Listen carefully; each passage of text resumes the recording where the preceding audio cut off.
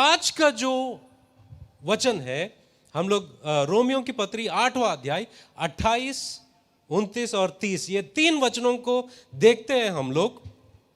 और लिखा है, हम जानते हैं,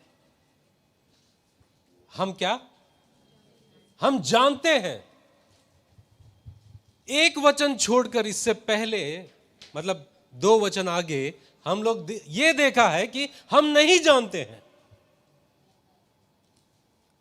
एक वचन छोड़कर ऊपर की वचन में हमने देखा है कि हम नहीं जानते हमें कैसा प्रार्थना करना चाहिए। मगर ये वचन पर पौलुस कहते हैं कि हम जानते हैं। हम क्या जानते हैं? हम जानते हैं कि जो लोग परमेश्वर से प्रेम रखते हैं उनके लिए सब बातें मिलकर भलाई ही की उत्पन्न करती है, अर्थात उन्हीं के लिए जो उसकी इच्छा के अनुसार बुलाए हुए हैं। क्योंकि जिन्हें उसने पहले से जान लिया है उन्हें पहले से ठहराया भी है कि उसके पुत्र के स्वरूप में हो, ताकि वह बहुत भाइयों में पहलोटा ठहरे। 30वां वचन, फिर जिन्हें उसने पहले से ठहराया उन्हें बुलाया भी, और जिन्हें बुलाया उन्हें धर्मी भी ठहराया, और जिन्हें धर्मी ठहराया उन्हें महिमा भी दी है। हालेलुया! कितना अमेजिंग वचन है। और इसको किस किस नाम से बुलाए या इसका शीर्षक क्या रखे, मैं कितना देर सोचता रहा कि इसका टाइटल क्या दे, क्योंकि ये बहुत ही गहरा है और इसमें से बहुत सारे बातें बाहर निकलती है। इसमें इतने सारे बातें हैं जिसके बारे में जिक्र किया जा सकता है और उसके बारे में किताबें लिख सकते हैं। अभी पता नहीं इसके ऊपर कितने हजारों किताबें लिखे गए हैं सिर्फ ये वचनों पर। इसलिए एक टाइटल जो देते हैं बहुत सोच कर देना पड़ता है। तो यहां पर हम लोग जब हम देखते हैं, हम जानते हैं, 2 वचन पहले हमने देखा है, पौलुस कहते हैं कि हम नहीं जानते हैं कैसे प्रार्थना, मगर ये बात जानते हैं हम, जो लोग परमेश्वर से प्रेम रखते हैं, जो लोग परमेश्वर से प्रेम रखते हैं। लास्ट जब मैंने ये मैसेज शेयर किया था कि क्या तुम परमेश्वर के संतान हो, उसमें वो वचन में हमने देखा है कि परमेश्वर के संतान जो लोग हैं उनका मन परमेश्वर पर होता है, पवित्र आत्मा के अभिलाषाओं को पूरा करने में लगा हुआ रहता है। It is descriptive, not a normative.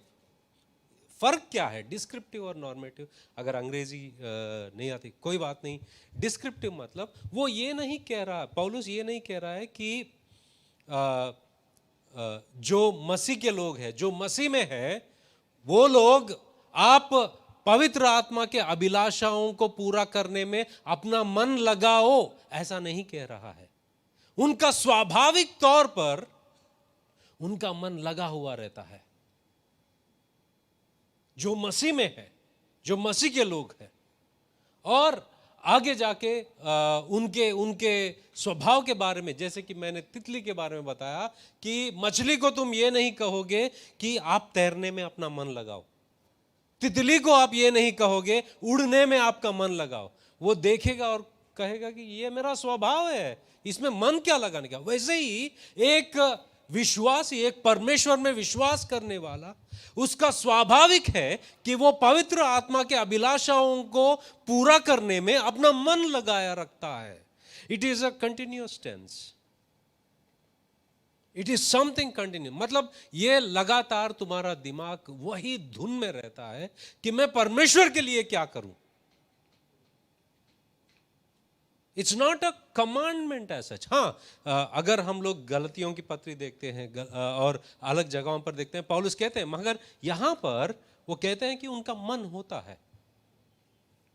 इसी तरह जब ये वचनों को हम पढ़ते हैं, हम जानते हैं कि जो लोग परमेश्वर से प्रेम रखते हैं, जो लोग परमेश्वर से प्रेम रखते हैं, उनके लिए सब बातें मिलकर भलाई ही को उत्पन्न करती है। यहां पर भी पौलुस ये नहीं कह रहे हैं कि जो लोग परमेश्वर से प्रेम रखते हैं, तुम लोग ऐसा देखो कि जो कुछ भी तुम कर रहे हो ना, उसमें से भला ही निकलेगा। नहीं, ऐसा नहीं कह रहा है। वो ये कह रहा है कि अगर तुम्हारा दिल, तुम्हारा मन परमेश्वर के ऊपर है, अगर तुम परमेश्वर से मोहब्बत करते हो, इसके चिन्ह क्या है, कुछ बता सकते हैं आप लोग? अगर एक इंसान परमेश्वर पे प्रेम रखता है, उसके चिन्ह क्या है? काफी सारे चिन्ह हैं। यीशु मसीह कहते हैं यूहन्ना 14:15 में, 14 अध्याय 15 वचन में, यदि तुम मुझसे प्रेम रखते हो तो मेरी आज्ञाओं को मानोगे। ये भी डिस्क्रिप्टिव है। और एक जगह वही बात को पहला यूहन्ना, प्रेरित यूहन्ना बताते हैं कि क्योंकि परमेश्वर से प्रेम रखना यह है कि हम उसकी आज्ञाओं को माने, और उसकी आज्ञाएं कठिन नहीं है। ये चिन्हात्मक है। कुछ लोग गलत चीजों में पड़ जाते हैं और परमेश्वर के खिलाफ भी करते हैं। जैसे कि पहला यूहन्ना 1 और 6 में लिखा है कि यदि हम कहते हैं, कहे कि उसके साथ हमारी सहभागिता है और फिर अंधकार में चले, तो हम झूठे हैं और सत्य पर नहीं चलते। लूका में 6 अध्याय में भी यीशु मसीह कहते हैं कि आप प्रभु प्रभु कहते हो, मगर मैं जो कहता हूं वो करते नहीं हूं। तो एक चिन्ह हमें दिखाई देता है उनके अंदर जो परमेश्वर से प्रेम रखते हैं, कि वो परमेश्वर के आज्ञाओं को मानते हैं और उसका पालन करते हैं। और ये स्वाभाविक तौर पर ये उनका नेचर होता है। आगे ये जो बात जब मैं देखा हूं कि जो लोग परमेश्वर से प्रेम रखते हैं, जो लोग परमेश्वर से प्रेम रखते हैं, ये जो बात है, पौलुस हमारी जो मोहब्बत है परमेश्वर के लिए, जो प्यार है परमेश्वर के लिए, ये जो सेम एक्सप्रेशन 3 और जगहों पर इस्तेमाल करते हैं। 3 और काफी बार वो ये बताते हैं कि परमेश्वर का प्यार हमारी ओर कैसा है, उसके बारे में बहुत बात करते हैं पौलुस। और परमेश्वर ने हमारे लिए क्या किया है, उसके बारे में बहुत बात करते हैं। मगर जब ये बात आती है कि हमारा प्यार परमेश्वर के ऊपर, यहां पर छोड़कर और 3 जगहों पर पौलुस इसका जिक्र करते हैं। वो एक जगह पर है कि पहला कुरिन्थियों की पत्री 2 अध्याय 9 वचन में पौलुस कहते हैं कि किंतु ठीक जैसा पवित्र शास्त्र का लेख है, जो कभी आंखों से दिखाई नहीं दिया, जो कभी कानों से सुना नहीं गया, और जो मनुष्य के हृदय में नहीं उतरा, वह सब परमेश्वर ने उनके लिए जो उनसे प्रेम करते हैं तैयार किया है। जो उनसे प्रेम करते हैं, यहां पर एक बार देखते हैं हम कि जो लोग परमेश्वर से प्रेम करते हैं, उनके लिए कान सुना नहीं, कभी आंख देखा नहीं, जहन में कभी कोई बात आई नहीं कि वो क्या बातें हैं परमेश्वर ने हमारे लिए इंतजाम करके रखा है, ये हम कॉम्प्रिहेंड भी नहीं कर सकते। ये वचन के पास हम लोग दोबारा आएंगे तुरंत, मगर यहां पर एक पौलुस कहते हैं कि जो लोग परमेश्वर से प्रेम करते हैं, इसका यहां पर जिक्र करते हैं। वो दूसरी बात पहला कुरिन्थियों की पत्री में ही 8वां अध्याय 3 वचन में वो कहते हैं कि वह जो परमेश्वर से प्रेम करता है, परमेश्वर का परिचित हो जाता है। Those who love God are known by God। मतलब एक व्यक्ति ने अच्छी बात कही, वो अमेरिका में रहते हैं, तो उन्होंने कहा कि कोई भी अगर व्हाइट हाउस जाते हैं, व्हाइट हाउस में वहां का प्रेसिडेंट रहते हैं अमेरिका के, अगर कोई भी व्हाइट हाउस के पास जाओगे और कहोगे कि मुझे अंदर आने दो, मैं प्रेसिडेंट को जानता हूं, क्या वो आने देगा? नहीं आने देगा। अगर प्रेसिडेंट कहेगा कि मैं इन्हें जानता हूं तो आने देगा। तो जो लोग परमेश्वर से प्रेम करते हैं उन्हें ये पहचानते हैं, ये मेरे परिचित हैं, I know him because he loves me, I know him. और एक जगह पौलुस इस्तेमाल करते हैं, एफेसियों की पत्री अध्याय 6 आखिरी वचन ये अध्याय का, जो हमारे प्रभु यीशु मसीह से सच्चा प्रेम रखते हैं उन सब पर अनुग्रह होता रहे। यहां पर भी पौलुस इस्तेमाल करते हैं, जो लोग परमेश्वर से सच्चा प्यार करते हैं उनके ऊपर परमेश्वर का अनुग्रह रहता ही रहे, कंटिन्यूअस टेंस, रहता ही रहे। इन तीनों जगह पर पौलुस, और चौथा जगह ये रोमियो की पत्री 8वां अध्याय 28 वचन में हम लोग देखते हैं कि जो लोग परमेश्वर से प्रेम रखते हैं, जो लोग, दे दोज हू लव गॉड, जो लोग परमेश्वर से प्रेम रखते हैं उनके साथ क्या होने वाला है? क्योंकि हमने ये सारे जगहों पर देखा है कि जो लोग परमेश्वर से प्रेम करते हैं उनके लिए बहुत सारे चीजें परमेश्वर ने इंतजाम करके रखा है, जो आपके आंखों को समझ में नहीं आएगा, आपके मन जहन में समझ में नहीं आएगा, दिखाई नहीं देगा, सुनाई नहीं देगा, मगर वो सब कुछ इंतजाम करके रखा है क्योंकि तुम परमेश्वर से प्यार करते हो। और दूसरे जगह पर हमने देखा है कि जो परमेश्वर से प्रेम करता है परमेश्वर का परिचित हो जाता है वो, क्योंकि तुम परमेश्वर से प्यार करते हो, तुम उसके परिचित हो, वो तुम्हें जानता है। और एक जगह, क्योंकि तुम परमेश्वर से प्यार करते हो उसका अनुग्रह तुम पर रहता ही रहेगा। और यहां पर एक और चीज लिखा गया है, खास बात है यहां पर कि जो लोग परमेश्वर से प्रेम रखते हैं उनके लिए सब बातें मिलकर भलाई ही को उत्पन्न करता है। यह चौथा मुद्दा है। हम देखते हैं जो लोग परमेश्वर से प्रेम रखते हैं। क्या तुम परमेश्वर से प्रेम रखते हो?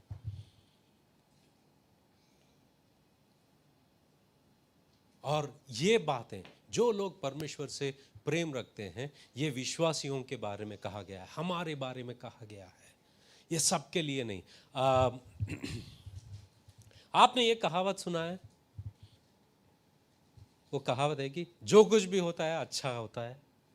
सुना है ना? जो कुछ भी होता है अच्छा होता है, मगर ये सही नहीं है। सब कुछ अच्छे नहीं होते हैं,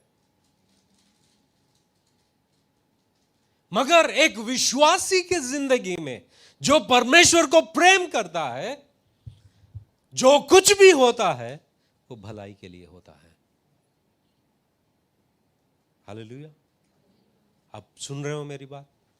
तो यहां पर हम लोग देखते हैं कि जो लोग परमेश्वर से प्रेम रखते हैं उनके लिए सब बातें मिलकर भलाई ही को उत्पन्न करती है। यहां पर उनके लिए सब बातें मिलकर, ये जो मिलकर शब्द है, मिलकर, अंग्रेजी बाइबल में जब हम देखते हैं टुगेदर, वहां पर लिखा है कि and we know that for those who love God all things work together, work together, work together, सब बातें मिलकर। यहां पर यूनानी भाषा में जो शब्द का इस्तेमाल किया गया है, सिनर्जी। क्या बात है? सिनर्जी। सिनर्जी क्या होता है? जैसे अपना मुंबई का ट्रैफिक होता है, सिग्नल चालू रहता है, सब ट्रैफिक निकलता है, वो इधर से आता है, इधर से आता है, फिर भी ज्यादा एक्सीडेंट नहीं होता है। सिनर्जी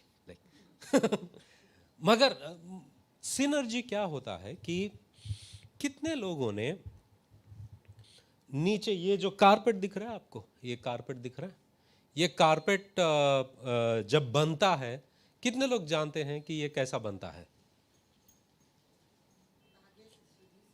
एक चकले का वो होता है और बहुत सारे धागे होते हैं और उसके पास में 2-3 बंडल होते हैं। जब वो एक इधर से फेंकता है, वो एक उधर से फेंकता है और उसको ऐसा नजदीक करता है तो एक लाइन बन जाता है। बहुत सारे बार, बहुत सारे रंग उसमें वो फेंकता है और धागे धागे फेंकता है और उसको दबाता है तो एक शीट बनते निकलता है। इसको कहते हैं सिनर्जी। बहुत सारे चीजें हैं। तो ये कहावत जो है, जो कुछ भी होता है अच्छे के लिए होता है, ये सच नहीं है। मगर जो कोई मसीह में है, उसके जिंदगी में जो कुछ भी होता है सब कुल मिलाकर उसके अच्छे के लिए होता है। मैं मेरे खुद जिंदगी में इतने सारे परिस्थितियों को देखा है। एक्चुअली यहाँ पर जब हम देखते हैं उनके लिए सब बातें ये सब बातें कौन से बातें हैं? अगर हम लोग 8वां अध्याय 17 वचन में देखते हैं, पौलुस कहते हैं कि जब हम उसके साथ दुख उठाए तो उसके साथ महिमा भी पाए। दुख के बारे में बात करते हैं। और 18 वचन में, 17 और 18 वचन में पौलुस कहते हैं, 18 वचन, 8वां अध्याय 18 वचन, क्योंकि मैं समझता हूं कि इस समय के दुख और क्लेश उस महिमा के सामने। दुख और क्लेश के बारे में बात करते हैं पौलुस। तो ये सब बातें क्या बातें हैं? दुख और क्लेश। सब बातें कौन से बातों के बारे में पौलुस कह रहे हैं? कि दुख और क्लेश, दुख और क्लेश। ये दुख और क्लेश जब एक मसीही के जिंदगी में आता है, ये सारे बातें कुल मिलाकर उसके जिंदगी में भलाई के लिए ही, भलाई को ही उत्पन्न करता है। हालेलुया। भलाई को ही उत्पन्न करता है।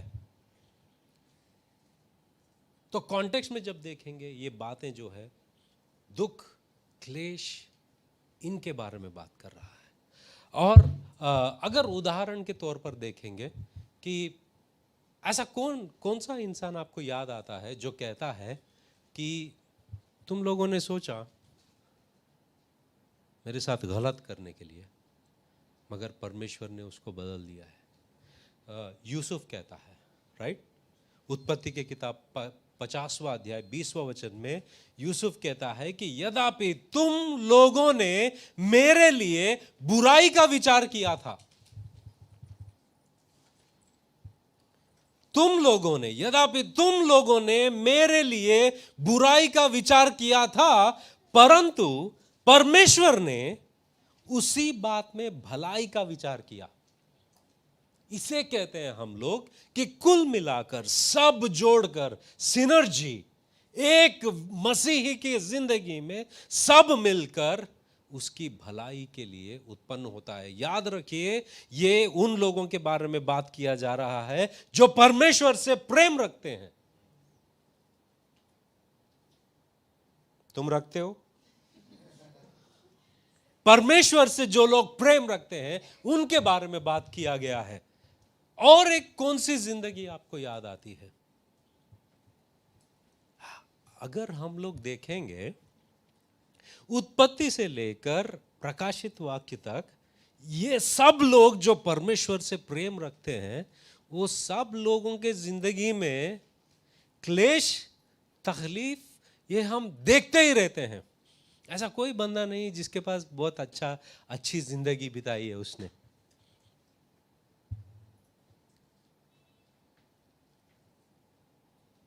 सबके पास क्लेश और तकलीफें, ये बातें हैं, मगर इसका एक मकसद है। उस मकसद के लिए बारे में हम लोग देखेंगे। मगर यहां पर पहला कुरिन्थियों की पत्री दूसरा अध्याय 6, 7, 8, 9 वचनों में देखते हैं। मैंने जब जैसा कहा था कि ये वचन के पास हम लोग तुरंत लौटते हैं, वही वचन के पास जा रहे हैं। पहला कुरिन्थियों की पत्री दूसरा अध्याय 6, 7, 8, 9 यहां पर जब हम लोग देखते हैं कि फिर भी सिद्ध लोगों में हम ज्ञान सुनाते हैं, परंतु इस संसार का और इस संसार के नाश होने वाले हाकिमों का ज्ञान नहीं, परंतु हम परमेश्वर का वह गुप्त ज्ञान, भेद की रीति पर बताते हैं, जिसे परमेश्वर ने सनातन से हमारी महिमा के लिए ठहराया गया है। वो क्या है? वो क्या है? सनातन से परमेश्वर ने हमारी महिमा के लिए ठहराया है। वो क्या बात है कि परमेश्वर ने सनातन से हमारी महिमा के लिए ये जो गुप्त बात है उसे रखा है। पौलुस कहते हैं कि जिसे इस संसार के हाकिमों में से किसी ने नहीं जाना, क्योंकि यदि जानते तो तेजों में प्रभु को क्रूस पर ना चढ़ाते। अगर वो लोग जानते कि परमेश्वर ने क्या क्या इंतजाम करके रखा है, क्या क्या हमारे लिए रखा है, अगर ये सब जानते, इस संसार के हाकिम वो जानते हैं, तो वो कभी भी हमारे प्रभु को क्रूस पर नहीं चढ़ाते। मगर वो लोग क्रूस पर चढ़ाने के बावजूद भी परमेश्वर ने उसको उसके साथ क्या निकाला? हमारी महिमा जिसमें है उसको उत्पन्न किया है। यहां पर हम लोग देखते हैं कि जिसे इस संसार के हाकिमों में से किसी ने नहीं जाना, क्योंकि यदि जानते तो तेजों में प्रभु को क्रूस पर ना चढ़ाते।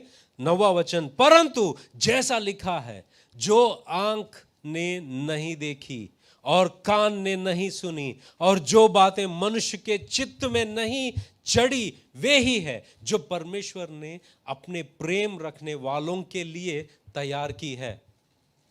मतलब वो लोग यीशु मसीह पर इतना सब कुछ लेकर आया, उनको क्रूस पर चढ़ा दिए और सबने सोचा खत्म हो गया, मगर उसमें से हमारी महिमा का कारण, हमारा उद्धार का कारण निकला है सुसमाचार। और सुसमाचार के जरिए हमारा उद्धार हुआ, हमें अलग किया गया, और आने वाले दिनों में जिस दिन उनकी महिमा प्रकट होगी उसमें हम शामिल रहेंगे। हालेलुया। तो ये दूसरा उदाहरण है कि सब कुल मिलाकर जो लोग परमेश्वर में होते हैं उनके लिए सब कुछ अच्छाई का उत्पन्न करते हैं। तीसरा जो है पौलुस का उदाहरण मैं देना चाहता हूं।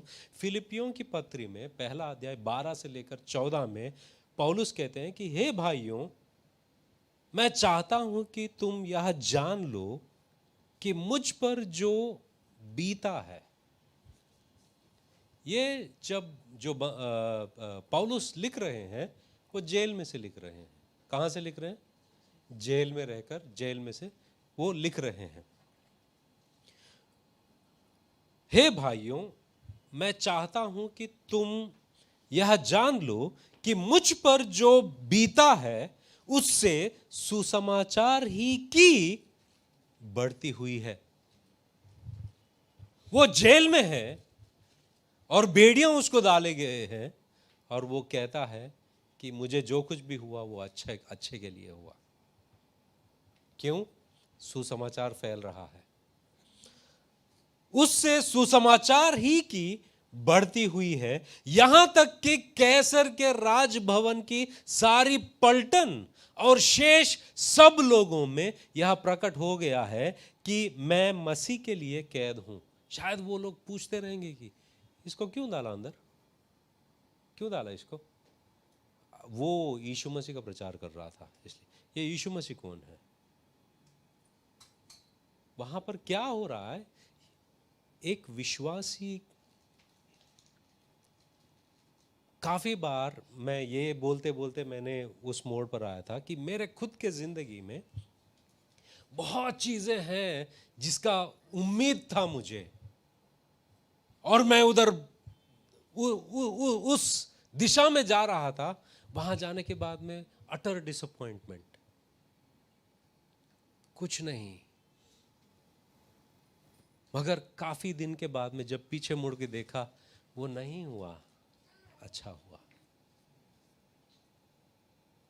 Most of our disappointments, if you are living a godly life, if you are in Christ, if you love God, everything works together for your good.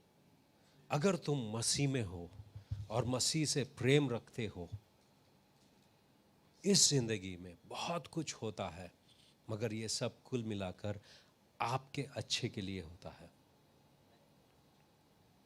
तो पौलुस कहते हैं कि राजभवन की सारी पलटन और शेष सब लोगों में यह प्रकट हो गया है कि मैं मसीह के लिए कैद हूं, और प्रभु में जो भाई है उनमें से अधिकांश मेरे कैद होने के कारण हियाव बांधकर परमेश्वर का वचन निडर सुनाने का और भी साहस करते हैं। मतलब इन्होंने देखा, अरे पौलुस जेल में है तो सुसमाचार रुकना नहीं चाहिए, हम लोग और प्रचार करेंगे।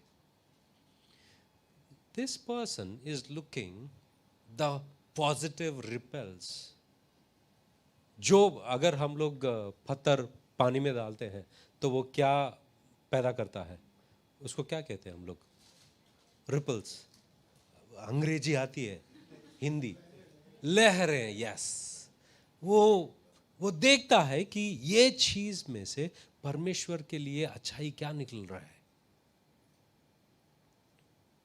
You need to have the spiritual eyes to see what comes out of it. क्योंकि हम लोग बहुत बार, मैं मसीह हूं ना, ऐसा कैसा हो सकता है, मेरे जिंदगी में ऐसा क्यों हुआ, ऐसा क्यों हुआ, हम सवाल इतना करते हैं कि कुछ लोग ऐसा भी कहते हैं कि शायद परमेश्वर मुझे छोड़ दिया है।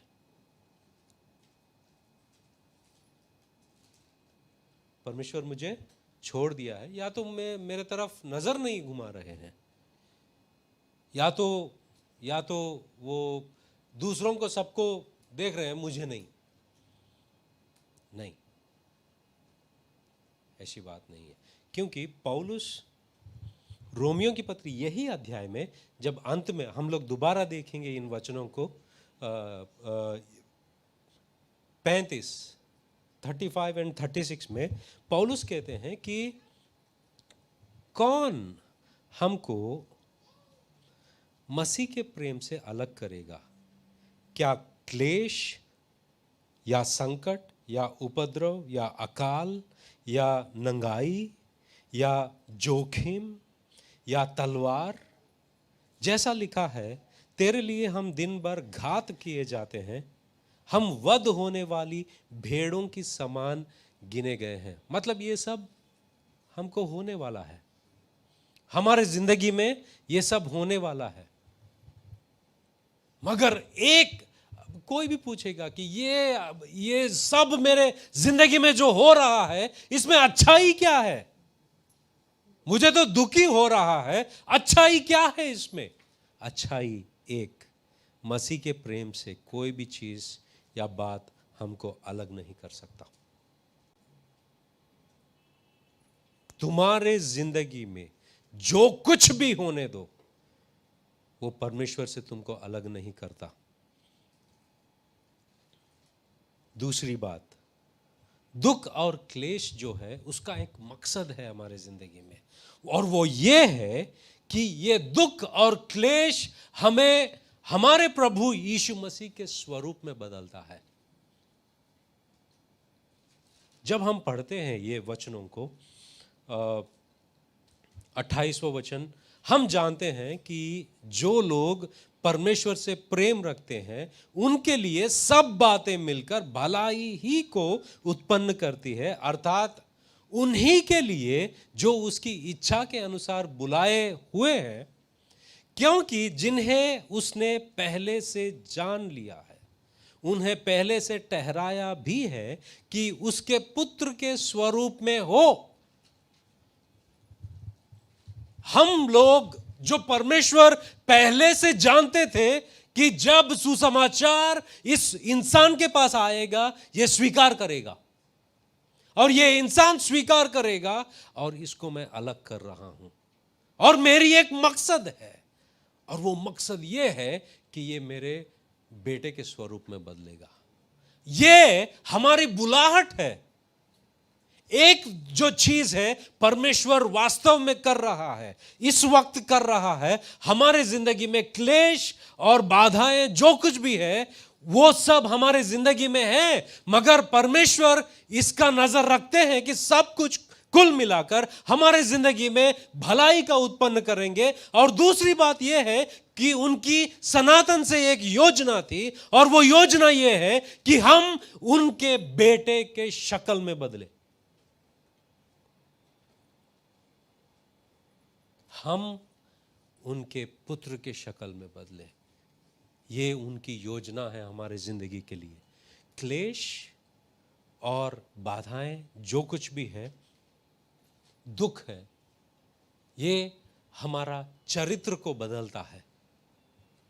कैसे? हम लोग देखते हैं कि रोमियो की पत्री में ही 5वां अध्याय 3, 4, 5 में जब हम देखते हैं, इतना ही नहीं हम अपने क्लेशों में भी आनंदित बने रहते हैं। हम जानते हैं कि क्लेश में से धीरज, धीरज में से खरा चरित्र, तथा खरे चरित्र में से आशा उत्पन्न होती है, और आशा लज्जित कभी नहीं होने देती, क्योंकि हमें दी हुई पवित्र आत्मा द्वारा परमेश्वर का प्रेम हमारे हृदयों में उंडेल दिया गया है। बाधाएं, क्लेश, ये धीरज को उत्पन्न करता है। धीरज आगे जाकर एक चरित्र को उत्पन्न करता है। तुम मसीह के स्वरूप में बदलने के लिए बुलाए गए हो। यह सनातन से हमारे प्रभु, हमारे पिता परमेश्वर ने उनकी योजना है, क्योंकि वो पहले से जानते थे कि कौन मेरा सुसमाचार स्वीकार करने वाला है।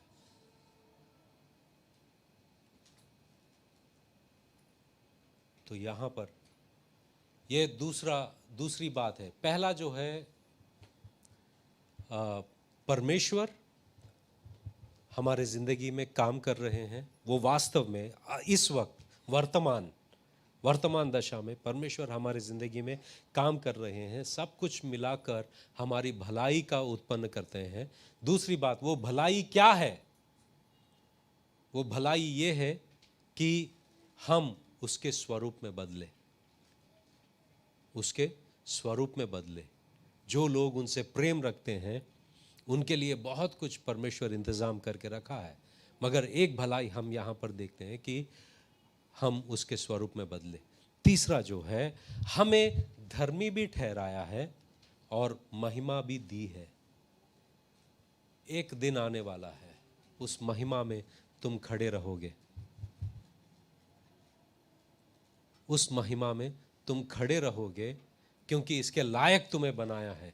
एक तरफ जब यीशु मसीह सबका न्याय कर रहे होते, मगर तुम उस महिमा में खड़े होते। एक तरफ लोगों को जिन्होंने उनका सुसमाचार को इनकार किया है, तुम इस तरफ आनंद उठाते रहोगे और उस महिमा में तुम रहोगे। ये भलाई, ये अच्छाई। और एफेसियों की पत्री 2 अध्याय 7वां वचन में ये लिखा है कि आने वाले युगों में जैसे युग और युग और युग आते ही रहता है, उनकी अच्छाई तुम्हें दिखाते ही रहेंगे। वो महिमा में तुम शामिल रहोगे।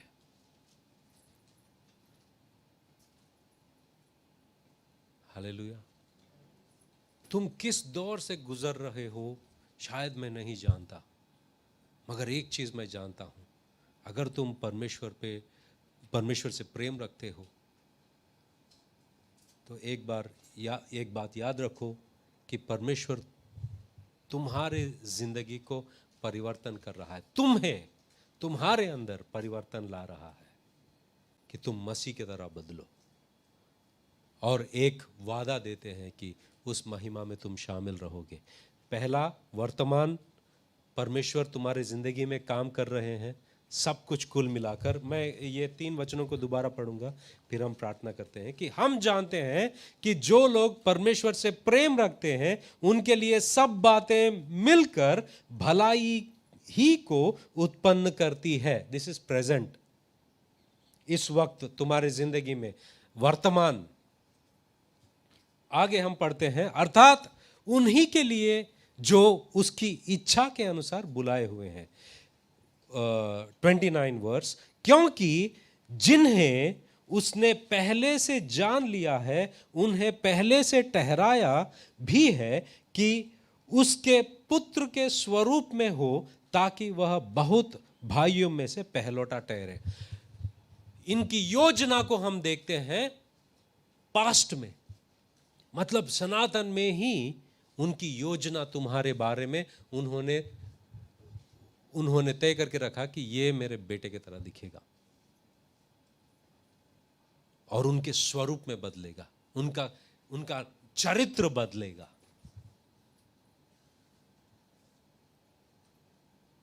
ये पास्ट में परमेश्वर ने तय किया, प्रेजेंट में काम कर रहे हैं। एक फ्यूचर है, वो ये है कि हम वो महिमा में रहेंगे, वो महिमा में हम रहेंगे, खड़े रहेंगे उनके साथ में। प्रार्थना करते हैं।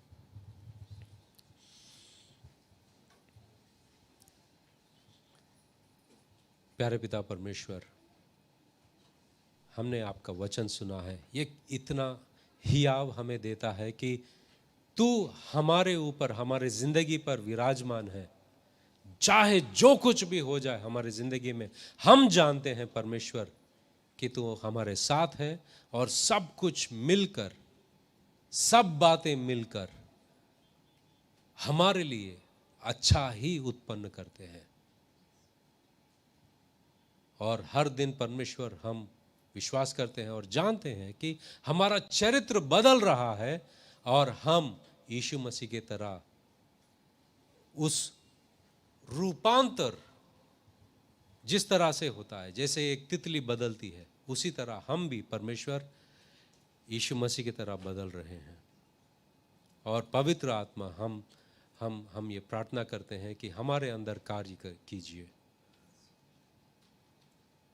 क्योंकि आपका ही ये कार्य है, और हम आपको अपने आप को सौंपते हैं, और हम विश्वास करते हैं कि आप हमारे ज़िंदगी में हैं, रहेंगे, और साथ साथ सदा आप हमारे साथ हैं। धन्यवाद करते हैं सारी बातों के लिए। इसके हकदार नहीं हैं हम, इसके लायक नहीं हैं हम।